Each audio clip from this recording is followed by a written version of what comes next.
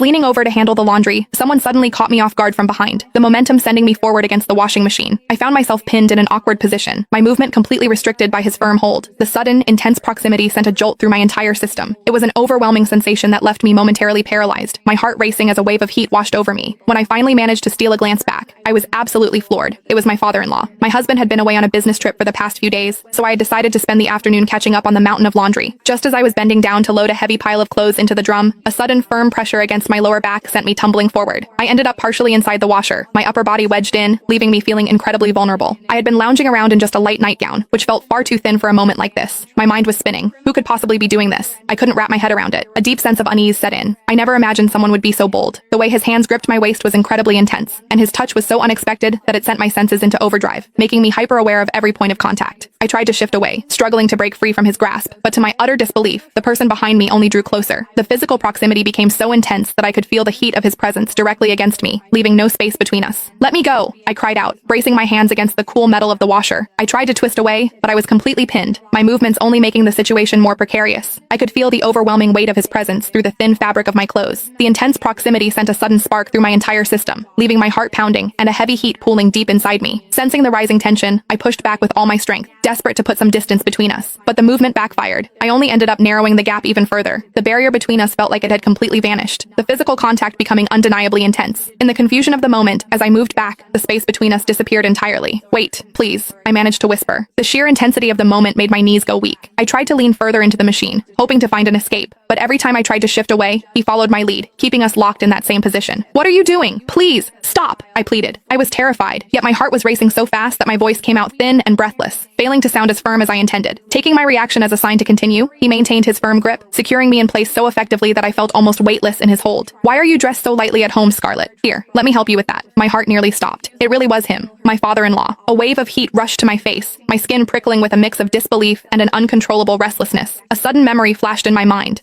Back when I had first joined the family, I remembered seeing him in casual shorts. He was someone whose presence was impossible to ignore. I couldn't help but remember seeing him in his casual clothes, noticing how imposing he was. And then there were my stockings in the bathroom. They always seemed to be out of place, as if someone had been handling them. Could it have been him? Was he the one? Even though he was in his 50s, he possessed a vitality and strength that felt far more vibrant, sparking a reaction in me that was as confusing as it was intense. The overwhelming heat made it hard to think straight. I tried to hold on to what was left of my composure, even as my body betrayed me with a restless, tingling sensation that I couldn't quite shake. "No, please, put me down." I tried to protest, but as he surged forward once more, a sound escaped my lips that I instantly regretted, a soft gasp that burned with embarrassment. He finally eased up, allowing my feet to find the floor. Just as I began to catch my breath,